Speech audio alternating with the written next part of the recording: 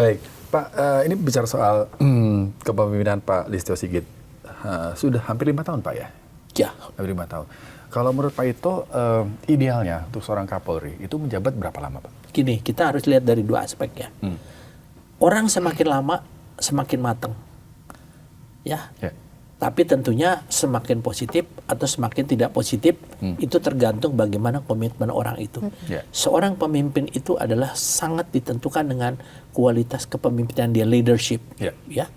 Kemudian tidak berarti orang yang dalam waktu 1 tahun, 2 tahun, kemudian tiba-tiba 5 tahun itu yang lebih bagus, nggak ada. Kan saya bilang tadi, dinamika kehidupan masyarakat ini berbeda. Situasi politiknya juga berbeda. Jadi Pak Sigit ini kan harus merubah. Dari di bawah kepemimpinan Presiden Pak Jokowi, dengan gaya kepemimpinannya yang berbeda dengan Pak Prabowo, beliau harus beradaptasi dan menyesuaikan. Nah, kita lihat sekarang, apakah Pak Sigit ini akan mampu membawa polisi ini keluar menjadi kepolisi yang diharapkan oleh pimpinan negara saat ini Pak Prabowo. Pak Prabowo kan maunya tek gitu kan. Nah, ini yang sekarang sedang dibuat oleh Pak Sigit melalui tim reformasi kita. Mereformasi, merubah dari seorang kepemimpinan yang Pak Jokowi sekarang kepada Pak Prabowo. Jadi menurut saya memang relatif ya, subjektif itu orang mau. Kenapa? Karena kepolisian pimpinan Polri ini kan ditentukan oleh Pak Presiden melalui fit and propernya DPR. Sekarang kembali dong, kalau kita memilih orang, yang paling utama, yang sangat menentukan apa? Orang yang milih dong. Orang yang milih ini apakah didasar kepada kolusi, nepotisme, ya, kembali kepada lembaga legislatif, ataukah mungkin dipilih langsung. Nah, orang banyak mengatakan, udahlah polisi di bawah kementerian. Tapi orang lupa bahwa polisi Indonesia itu ada sebelum proklamasi kemerdekaan. Saya bikin sejarahnya. Ya. Kemudian yang kedua, makanya di sana polisi pejuang.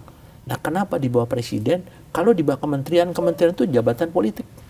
Ya, segera bisa menjadi siapa aja di sana, bisa jadi orang luar, bisa mungkin dari partai, dari dari itu bisa. Tapi kalau di bawah presiden kan nggak bisa, itu jabatan karir. Gitu. Ya, tapi menurut Pak Ito sejauh ini perubahan yang dilakukan oleh Pak Sigit seperti apa sih, Pak? Secara konseptual sangat bagus. Tapi itu kan istilahnya kita kalau namanya mau masak tuh ya, kita lagi bikin namanya menu nih, buku menunya nih. Sekarang lagi dimasak, nanti kita belum bilang mengatakan masakan itu enak. Tapi kalau kita lihat dari menunya bagus ya, melalui tim reformasi internal Polri, apalagi tambah dengan orang luar ini kan ibaratnya dia kan tester. Kita yang masak, ini nggak enak nih, ini kurang masak. Nah, itu Pak Mahfud, Pak Jimli ya, Pak Yusril itu dia bagian tester. Nah, yang masak ini Pak Kapolri. Nah, yang koki-kokinya adalah kita. Nah, itu masakan itulah yang sekarang sedang dibuat. Jadi kita memang terlalu dini kalau mengatakan bahwa polisi ke depan akan baik ya. Sekarang kembali bagaimana tekad polisi mau tidak berubah. Kan Pak Sigit bilang, kalau sebagus apapun, hebat apapun orang tergantung polisi. Saya di LC mengatakan kuncinya satu adalah mau tidak kita berubah. Supaya kita mau berubah, tentunya ada alat ya, toolnya, yaitu pengawasan. Kemudian kita penindakan internal secara konsisten dan konsekuen ya. Itu yang paling penting, dan perbaikan sistem. Mulai rekrutmen, pelayanan, semuanya. Ini kuncinya 3 ini aja. Baik. Menarik nih perbincangan dengan Pak Ito. Saya ada pertanyaan terakhir. Punya pertanyaan terakhir juga? Tadi udah katanya. Sudah, ya.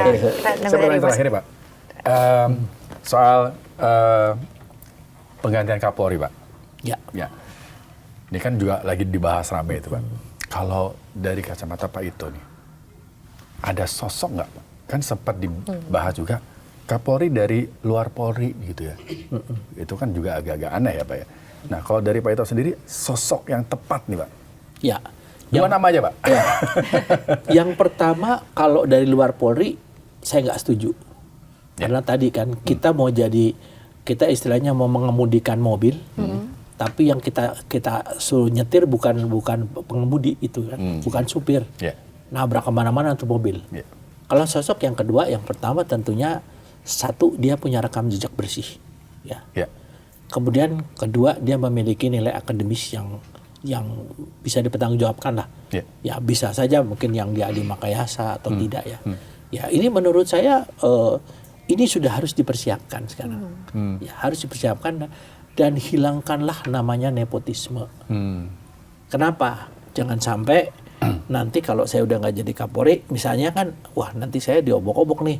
Saya cari aja orang yang kira-kira loyal sama saya. Nah, kan berarti kalau di situ kan nepotisme, kolusi yang pada akhirnya mengorbankan kepentingan organisasi. Sekarang bagaimanapun juga Pak Sigit kan tentunya sudah hampir 5 tahun ya.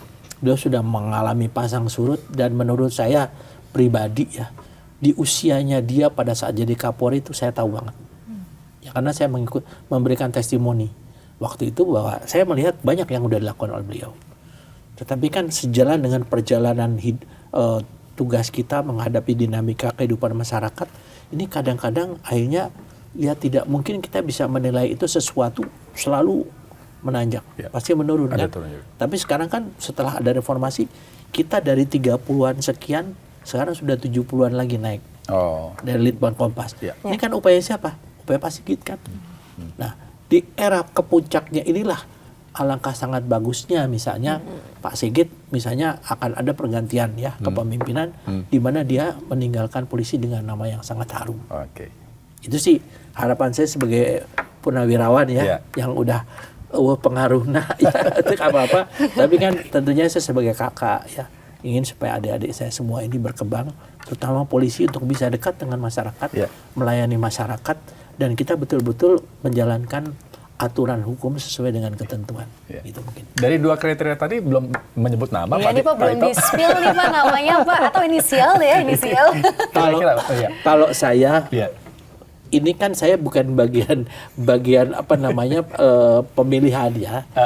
Ya kalau saya ya saya punya beberapa orang. Siapa Pak? Ya adalah pokoknya. Nanti di WhatsApp mungkin Mas, nanti di WhatsApp aja. Nanti setelah tutup kamera nanti di WhatsApp aja deh. Kalau kriteria aja kenapa saya memilih dia, ya istilahnya mengharapkan dia tentunya. Adi Makayasa ya pasti satu ya, kemudian ya rekam jejak yang bersangkutan ya.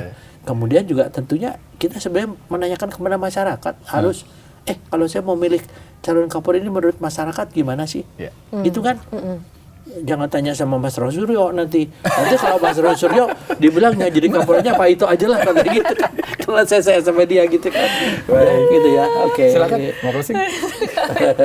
Aduh Pak Ito terima kasih banyak atas waktunya sudah hadir di podcast Bikin Terang. Semoga juga para penonton yang nonton kita semua ya semakin terang. Ya semakin terang tentunya ya. Sekali lagi terima kasih banyak Pak. Semoga sehat selalu, panjang umur dan juga sukses dengan apapun yang dikerjakan saat ini ya Pak ya. Amin. Ya, pemirsa demikian tadi podcast Bikin Terang bersama dengan Bapak Ito Sumardi selaku Ketua Penasehat Ahli Polri ya Pak saat ini. Semoga informasi ataupun tayangan yang kita hadirkan saat ini bermanfaat untuk semua. Saya Asma Tania dan saya Rizky Hasan. Terima kasih dan sampai jumpa. Sampai jumpa.